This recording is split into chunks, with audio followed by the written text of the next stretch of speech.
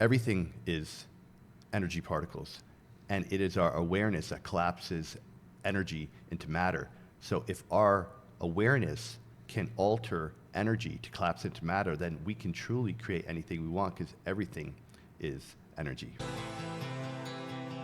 Welcome to the Path to Purpose podcast, where I share incredible conversations with amazing humans who went through a pivotal shift in their lives that have put them on their path of purpose, profit, and impact. My name is Zarek Fatah. I'm a serial entrepreneur and life coach. I went through my own 180-degree shift where I am now committed to living a life of inspiration, education, and empowerment.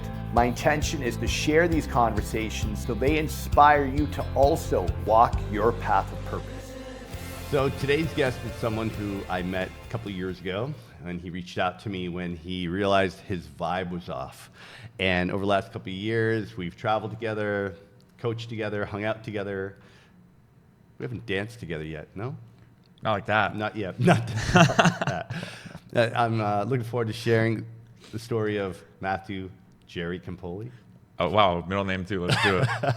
Let's do it. Someone who is pretty well known in the Toronto real estate industry, now expanding into Miami.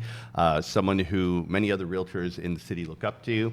And because I know him on a pretty deep level, I know your backstory. I know what it took for you to become this authentic, inspiring, empowered version of yourself. And I'm excited to share your journey and your path, because you are the example of what happens when you commit to doing the work. So thank you, Matt, for being here today on the Path podcast. Thank you for having me. This is and Matt also is the host of the Price to Sell podcast, and looking forward to sitting down, chatting with you in a couple of weeks as well.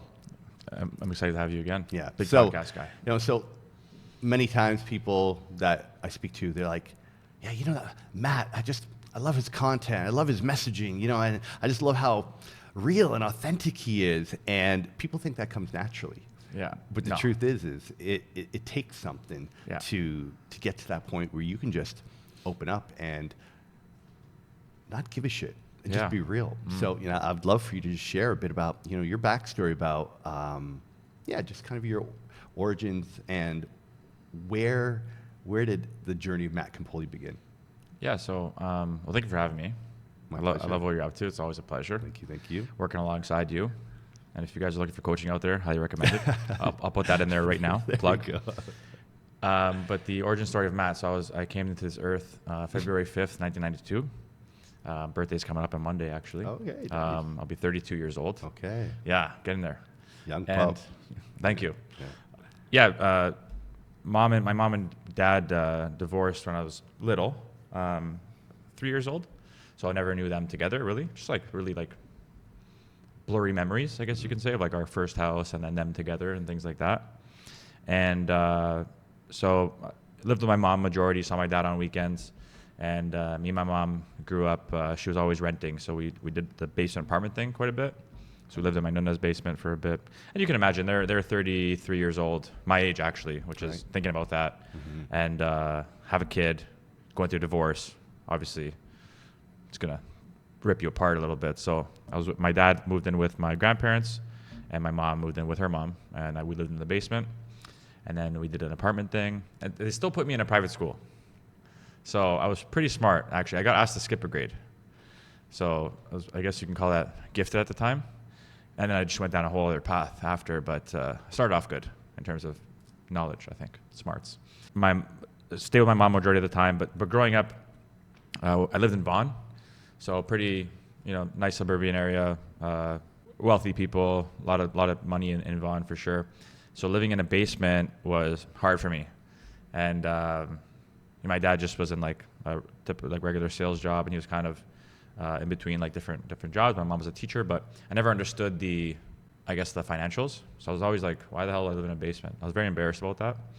And so all my friends had these big houses, and especially my best friends at the time were pretty wealthy. So they had an even bigger house and the pool and all that stuff. So I was really comparing, that contrast was big. And I had no siblings, only child. there's a lot of like, animosity, I guess, between the parents and stuff like that too. So I feel like I was maybe unintentionally put in the middle of things a lot. So that took a toll on me, as I've learned now. So I think a lot was repressed because I don't remember much in my early life, to be honest. I feel like a lot of that was repressed. And then, just, that I feel like growing up like that, a bit of a disadvantage in my eyes. And then I was bullied in school too. So my eyes droop a bit and they're big. Okay. And I had to grow into that. So people used to call me like big eyes and like compare me to like cartoons and shit. And so then I would actually blame my parents a little bit more. Like, why do I look like this? So like a lot going on growing up. Like definitely behind the 8 ball in terms of like where everyone else was at. So long story short, grew up, the bullying continued in high school. It was just it never really fit in. And when I got older, like exiting high school, my mom, like when I got to university, she finally bought her first house. And I actually took a year off school to like figure my shit out. And at 19, I picked up a book, and it was Rich Dad Poor Dad. And I started to realize, like, learn about the self-development game a little bit. And that woke me up a little bit. And when she finally bought her first house, I accidentally fell into barbering. So, and I started working out. Working out was huge for me, actually. 18, hit the gym. That's where the confidence started to come. Right. It's like, now I'm like 140 pounds. I can kick your ass. Don't bully me, right? I couldn't kick anyone's ass. Just put it out there. Now I can, though. Yeah. 195. There you go. There we go. But the barbering thing happened by accident. My boys, and I say this all the time, and they hate when I say this, but they were cheap, and they wanted a free haircut. My mom taught hairdressing in high school, so she had all this equipment. And then my boy Gabe's like, Matt, you shave my head? I was like, sure. I was always into the hairstyles, had like the funky hair, the lines, and all that stuff growing up. So I shaved his head, and I enjoyed it, the lineup and stuff. I actually I was creative with it. And then my boy Luca hit me up too. He's like, I want a mohawk. So I winged it. Me and my boy Dylan were like in his bathroom, just like doing the thing. And then my other boys started hitting me up like, okay, now I want to fade. I'm like, I don't know how to fade, but we started hitting the clubs. 19, Maison. Nice. And people started going up to my friends like, yo, like, decent haircuts. Like, where'd you get it? Like, Matt. They're like, Matt, can you cut my hair? I'm like, what? Like, I guess. Like, how much you charge? I'm like, I don't charge, but maybe I should. $5? Like, I'm like, how do I do this? Like, what do I do? Like, where do I cut these guys? So we took a chair. My mom got me a chair, and I set up in her basement, and then started doing like $5 haircuts, and started posting on Facebook like the haircuts. Actually, $5. $5. Yeah. Yeah, I didn't know how to cut hair. Okay, gotta start somewhere. Yeah, I remember the first guy came for a bald fade. I'm like, how the hell do I do this? I literally watched a YouTube video before he got to my house. And like, just with that YouTube video fresh on my mind, I'm like sweating buckets. Like, how, like, okay, like 0, okay, 0.5. I guess 1. the good thing is when you charge it $5 if you mess up. I did shave a guy's eyebrow off once.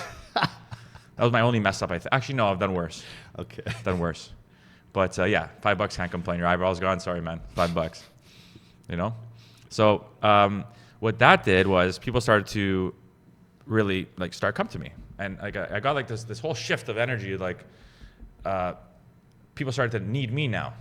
It was always the opposite growing up. Like I was always like felt like I needed to like prove myself because no one wanted a piece of me. Now everyone wants a piece of me. It was interesting for me. Still hitting the gym, still getting bigger. So all these things started to happen, and then barber business blew up. 200 clients ultimately. Became really good at it. Wow. And then what I learned from that was, and my self-development journey never stopped. Think and Grow Rich, Supreme Influence, like all these books I started to read. And then through my hair clients, I started to learn about spirituality. So my one good friend, Blue Wall, he's like, I'm learning about spirituality now. I'm like, what the hell is that? He's like, I feel like you're an empath. I'm like, what's that? So I started to dive into that. And then another friend of mine started to talk to me about law of attraction, like numerology and all these things. I'm like, what's that? So through the hair clients, I started to have these conversations and learn, right? Because I had different age groups, interests. And at the same time, I became a chameleon in terms of I could just fit in with any of my clients, hold down a conversation, whatever they're into. You had that emotional intelligence. Yeah. So all these traits were just being built up, and that built a confidence for me. And it became very personable. And now you're jacked. a bit. Going to Maison, you're looking Going to stylish. Maison. I got my first girlfriend. Okay. You know, and yeah, going to Maison, looking stylish with my vest, with my rosary. Right. You know, and yeah, that just like totally shifted me a little bit. Really dove into law of attraction, and I was selling TVs at Best Buy. I really liked the sales, and people like always complimented me. Like, I talked to your manager, you were an amazing experience. I'm like, customer service, this is good. So then it's like, I was studying history in university. It's like, what can I do with history?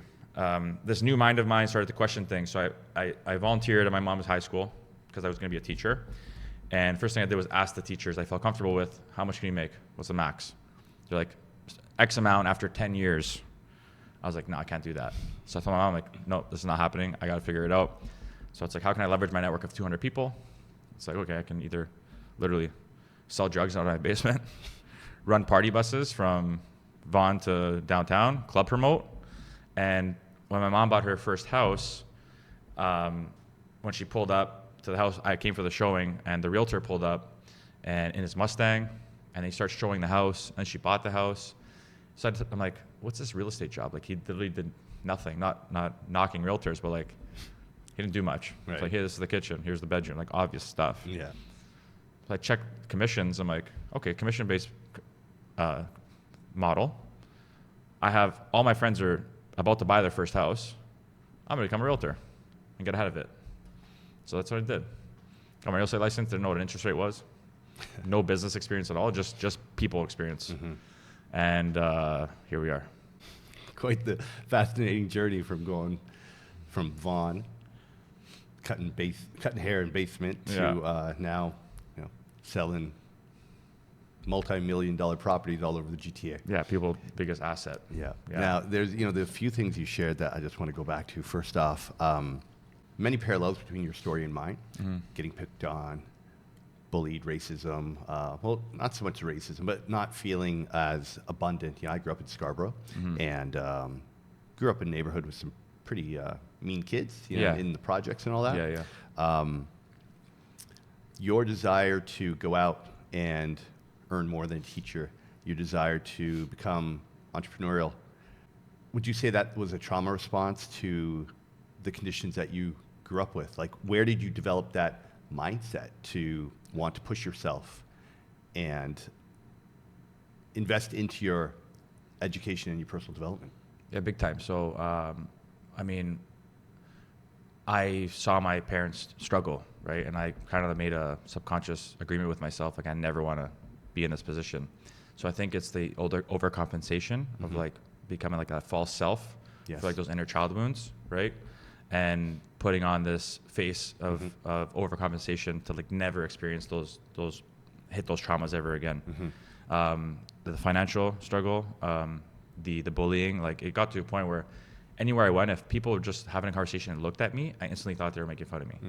Anywhere I went. Right. So I was like literally just in a shell all the time. So the way I look physically right now and being on top of my game in terms of like my image, overcompensation, trying to make as much money as possible, overcompensation, just to like never experience that lack or hit those wounds again. Yeah.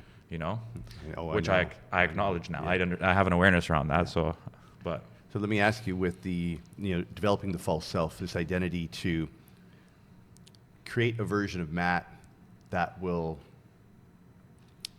hide that young, awkward, insecure young boy from them. This identity of Matt, what has it cost you? What I am now? Yeah. Because I know it's benefited you in many ways. But what's it cost you? It's been, I don't. There's been a lot of benefit, obviously, but I feel like there was times of burnout for sure, and then times where I just felt lost because I just feel like I just took a huge leap. I never dealt with anything, Yeah. So there was always like that, like things coming up subconsciously or whatever. However, as I'm going about my day-to-day relationships, whatever it may be. But even with like my parents and stuff too, like with my mom, I do extremely well. Like one of my goals is to retire her and my dad. But when I'm with her, I'm always on my phone or doing something. Like I can't even like sit there and have a conversation. So it's like, how do I unpack that? So great, I'm successful in all this, but like, you know, there's definitely some areas where it's like I've probably totally lost myself on. You know? And I ask a question because I see this often with entrepreneurs of all kinds, that trauma response, that identity that they develop to hustle, grind, I'm never going back to living in a basement again, becomes so ingrained in us that yes, it's the catalyst for our success and the fuel behind our drive, but we almost don't know how to stop it. Yeah. And it brings us a lot of rewards and a lot of abundance, but then it also costs us things that the money can't ever buy back. Like you said, time with your parents. They're only gonna be here for so long, right? With certain relationships and even just the mental health, right? Yeah. I remember when you reached out to me a couple of years ago, because you understand energy and you understand manifestation and how important it is to make sure your frequency is high so that you're able to attract, you know, abundance and the things that you desire. You had gone through something where you'd kind of fallen off. And I feel for a lot of people, they're not aware of the impact of their frequency, their vibration on what they're creating in life. So when they are neglecting what's important to them, like quality time with their family, taking care of their health, resting and recharging, their frequency is off. And no matter how hard they work, grind, they're still not able to produce the results that they want. So when you had reached out to me, you had been going through something in your life and you had the self-awareness to recognize that you're not in your highest vibrational state. Yeah. So how do you manage that with all the things that you got going on between work, with travel, with relationships, with just, you know, dealing with your day-to-day struggles? Yeah. I remember when I came to you, I'm like, I want to be a big ball of vibe. Big ball of vibe. Yeah, that was my exactly goal. what you said. I want to be a big ball of vibe because I wasn't. It's like, so through the process and the learning, it's become easy again. I think it's just the power of like not being attached. Absolutely. You know, and just going about your day without attachment and like everything's gonna be okay. It's just very freeing. You know, and so obviously I have my practices and all that to really like help me get into my vibe, or like I'll have little things like little sticky notes in my condo where it's like, okay, the reminder, you know, think about some certain things. But it wasn't easy to get to that point. But I feel like now, and like people you're around too, man. Like, absolutely. You know, we're always together. Shout out Nick, he's like big brother to me now because thank you for the intro. Ernesto, Anthony, like all these guys around me, girls, everyone, Rick. It really helps because they're just vibrating like that. So you naturally just want to do the same, you know? So I think it's the environment and just having that that knowing and confidence with yourself to just like let it go and be okay with whatever it is. Yeah, and getting to that point of non-attachment requires a lot of trust and surrender.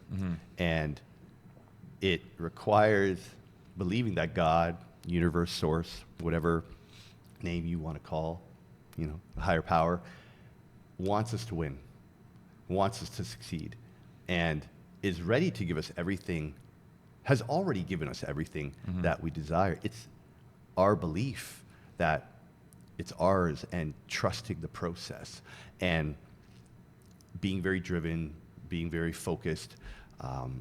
I'd imagine it was probably a bit of a challenge to just let go, trust the process, and just surrender into the unknown.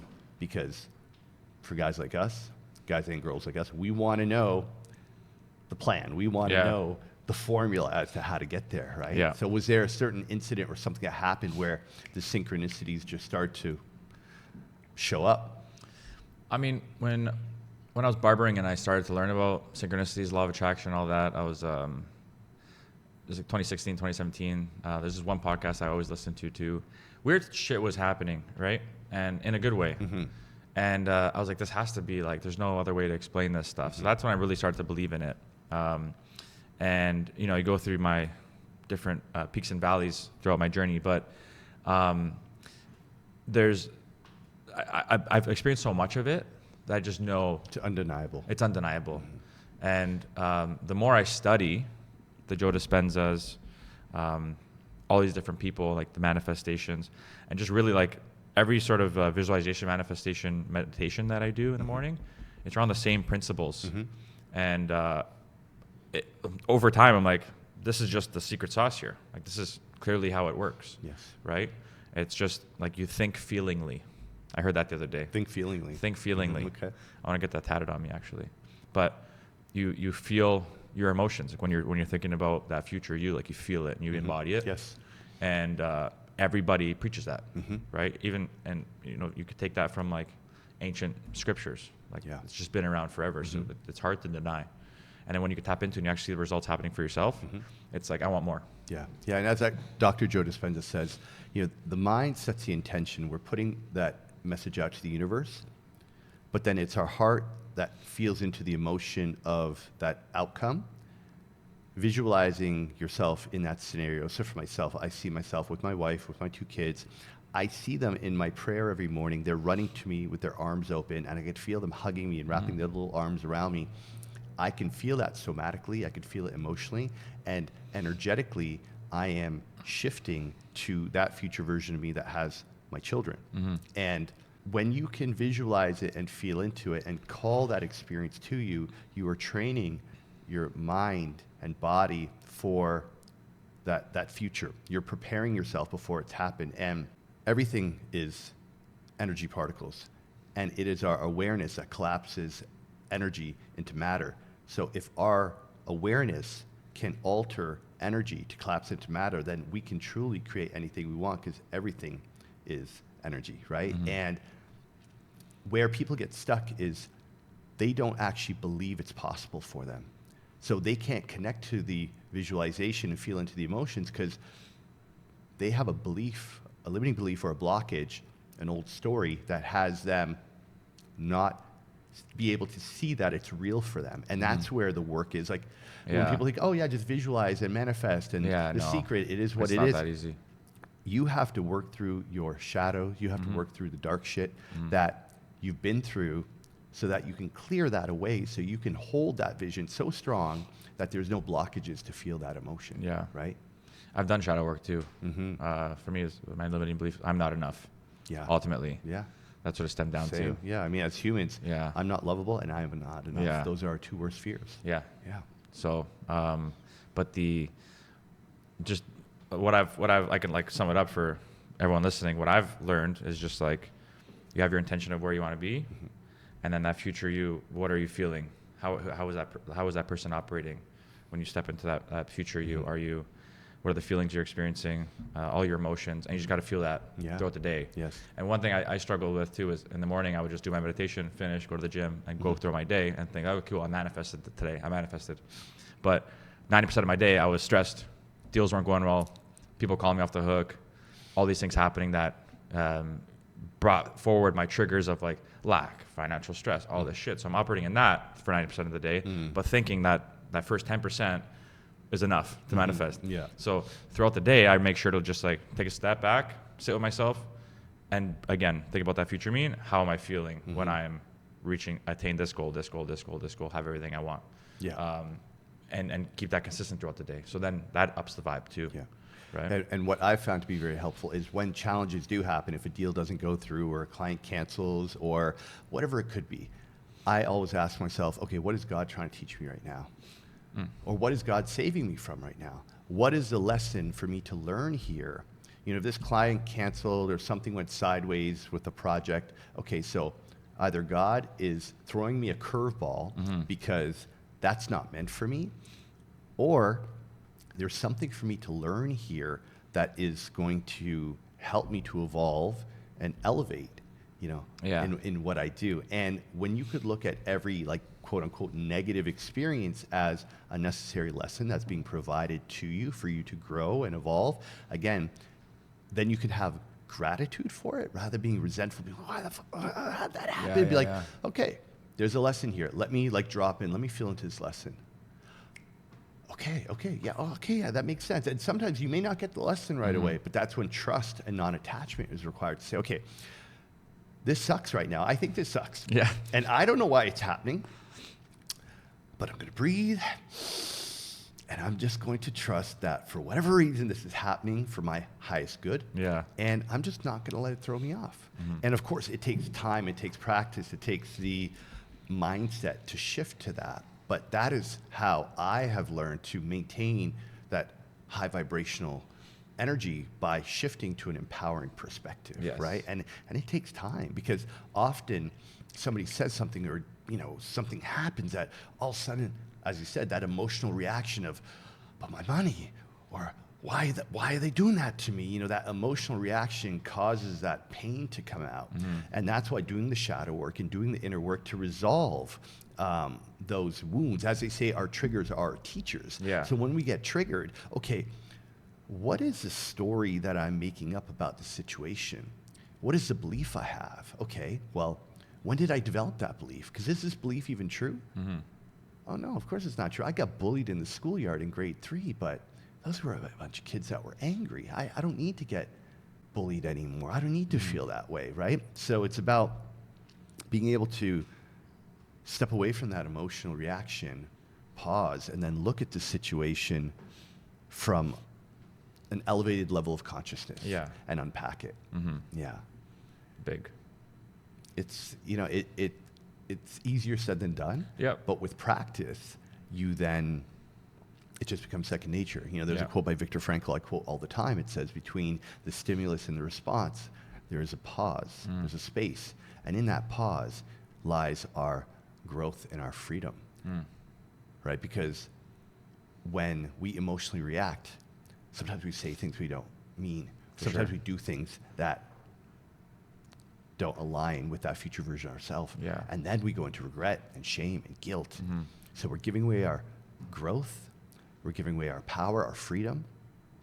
And that's why, being able to use a conscious communication, Yeah. and being able to just, not everything needs to be said right away. Take a breath, pause, collect yourself, and then come back to the conversation when you're grounded. Yeah. And I know conscious communication is something that Was big for me. Yeah.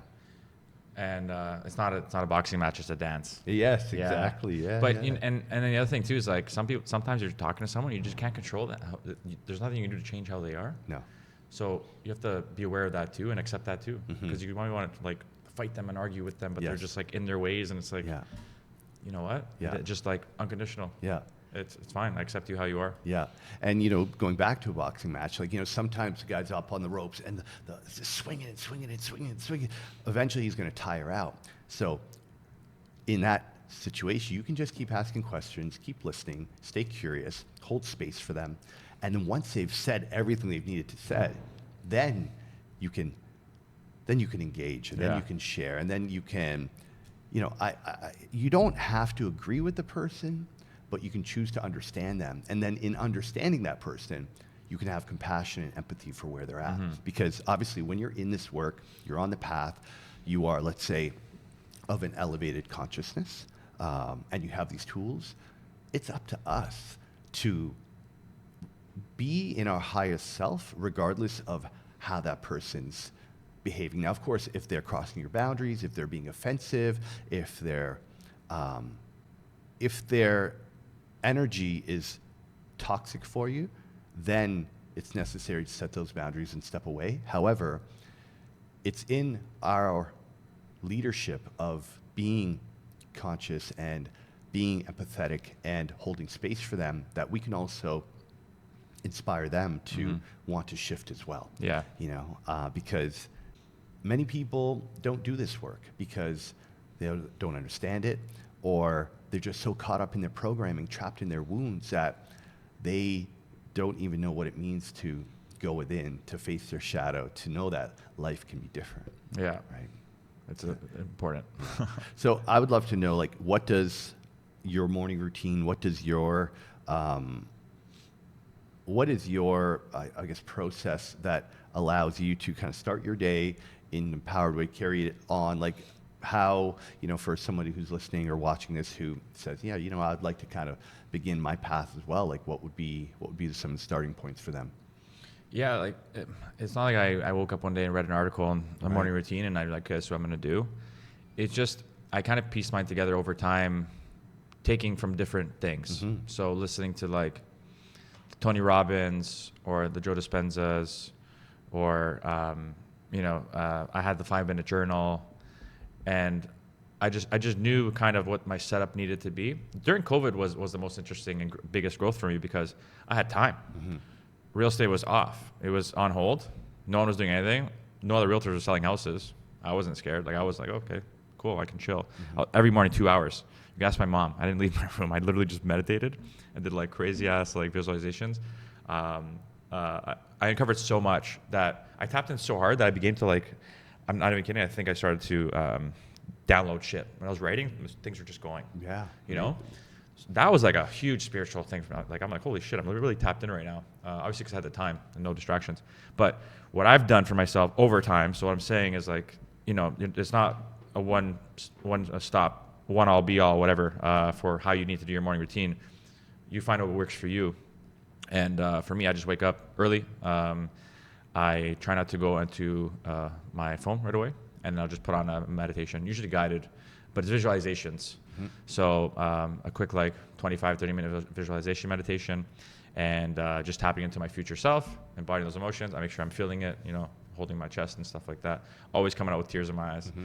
And then I take that energy where I'm at, and I go journal in a blank journal. I call it my dream journal.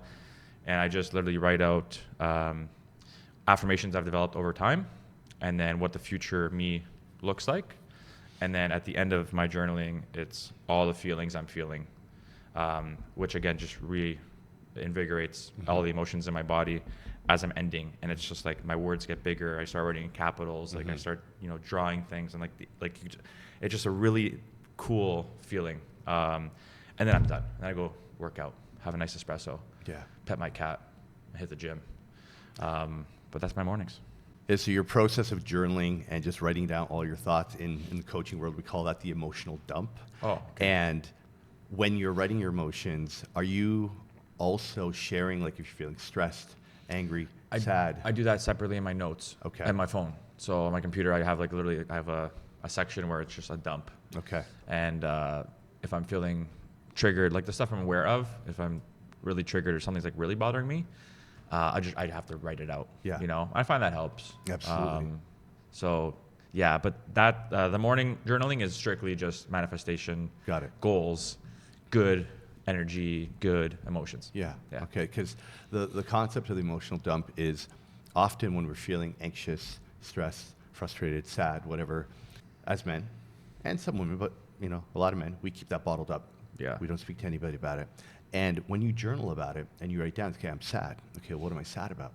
I'm sad because I'm missing my friends. Mm. Okay, well, what is my belief I have around that? Okay, that my friends don't want to see me. Okay, well, is that true? Well, I mean, not really. It's true. Could I do something about that? Well, yeah, I can. So it's about processing your emotions on your own by journaling, just acknowledging, I feel sad, I feel angry, I feel resentful, or whatever emotions there may be, because if we don't process those emotions, trauma is essentially unprocessed emotions. So mm-hmm. when we hold on to emotions, especially if it's guilt, shame, anger, frustration, resentment, hate, these are all low vibrational emotions. This is what's going to keep you from being able to manifest what you want, because you can't feel gratitude and guilt at the same time. It doesn't work. So when you recognize that you're feeling these low vibrational emotions, it's essential if you want to call in abundance, if you want to manifest your dream partner, if you want to create that new opportunity, to be able to recognize where are you holding on to low vibration emotions, and how can you take ownership of that, to really feel into it, to process the experience, to unpack it, to change your perspective so that you can go from guilt to gratitude, mm-hmm. right? And that is really the process of transmutation of emotions to raise your vibration. Again, easier said than done, but you got to go through some difficult things to get there. Yeah. Years. Yeah. It's like, when did I start? 2016 to now, 8 years. Okay. 8 years of this. Nice. Yeah. And that's what I wanted to share your story, is because many people see your success and they think it's because of, your cool content and, your style and all of that. But beyond your ability to be personable and outgoing and funny, there's the back end process of how you set yourself up for the day energetically that allows you to take aligned action with what you're calling in, set the tone, set that vibration, and put out that energy. And then it's not like you're just manifesting and going out there and, you know, sitting in a cafe all day. You're taking aligned action that your future self would approve of. You know, so you're connecting with your future self. You know who he is. You know how he acts, how he thinks, and you're choosing from that place of alignment. Yeah. Right. So it's about having the visualization, but things don't manifest on their own. You got to get up. You got to take action every day. Big time. Yeah. I could have very well still been in my victim mindset. Everyone's bullying me. I'm not good enough. No one likes me. Women aren't attracted to me. Like all these things. I could still be living in that. For sure. I decided to reprogram myself. I just knew. I just had like this boom epiphany. Like, okay, shit's got to change. Yeah. And we just got to do the total opposite. So the guy you see online right now was not me, younger 20s at all. Yeah, because to be as authentic as you are, you have to be willing to say, I don't really care what people think of me because I like myself. And that's the thing. I thought I cared way too much. Yeah. And because of the bullying and stuff, it's just like, so I found myself trying to fit in with like the cooler group, trying to be like them and not myself. And it just was a total repel. Yeah. Right? Trying to dress like them, not myself, repel. Like there's zero attraction to want to be around me. And when I finally gained the confidence to be myself, not give a shit what I wore, not give a shit what people think. I even stopped caring if my hair was done or not. That was like a thing for me. When I'm doing my videos and shit, it's like, I didn't get a haircut for 2 weeks. I don't care. Yeah. My neck's all grown in with it. I don't give a shit. Yeah. People love it. People recognize authenticity. Yeah. And I just don't give a shit. Yeah. And I have so much fun. Yeah. I'm in play. Yeah, you are in play. You look like you're having fun when I you're am, doing I am. Yeah, and I'm in play. And that's the key to life. Yeah. Play with life. Don't take things too seriously. Non-attachment, have fun, just knowing that. I mean, after all, we are just in a simulation. We are just avatars in a video game. I mean, you and I, we aren't even really sitting here right now. We're not. No, this is just all a hologram of our consciousness. Who are you? Yeah. I am whoever you think I am, Matt. Yes. I'm Geraldo. I am only here to teach you what you need to learn. Just going back to your childhood and reflecting on the bullying, the things that were said to you. Have you gotten to a point where you have gratitude for all of it? Yeah, big time. It's funny because a lot of the people who I wanted to be around or I thought were cool and like wanted to hang out with ask me for advice and help now. And I love them to death. I've actually gotten so much closer with them because now they actually want to be with the real Matt, not this guy trying to fit in, right? So it's super interesting. What was your question? So about having gratitude for what you've been through and just add something to that. Would you change what happened to you? No. I love every little bit of it. I wouldn't at all. Yeah.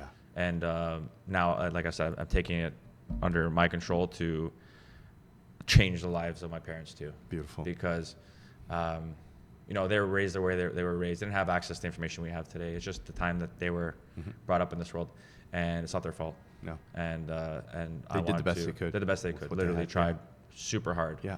Right. And they've sacrificed everything for me. Truly, I was the only child. So now it's my turn to step up and just give back, and it's going to take some time. They're 62 now, but it will happen. And I wouldn't be able to do this if I didn't grow up like that or experience those things.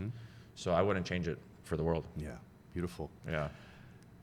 One last question for you. Yeah. Young Matthew Campoli, feeling isolated, feeling not good enough, walking home, crying from school. Knowing what you know now, visualizing him, dragging his feet, coming home, feeling sad. If you could walk up to him, put your arm around him, and tell him anything from your heart, what would that be? You're the most powerful motherfucker. Go out there, show people who you are truly, because they're going to love you and don't give a shit what people think. Like, go show people your gift. You're super gifted. Go out there and share that with people and lead them. Yeah. Yeah. Beautiful. Mm-hmm.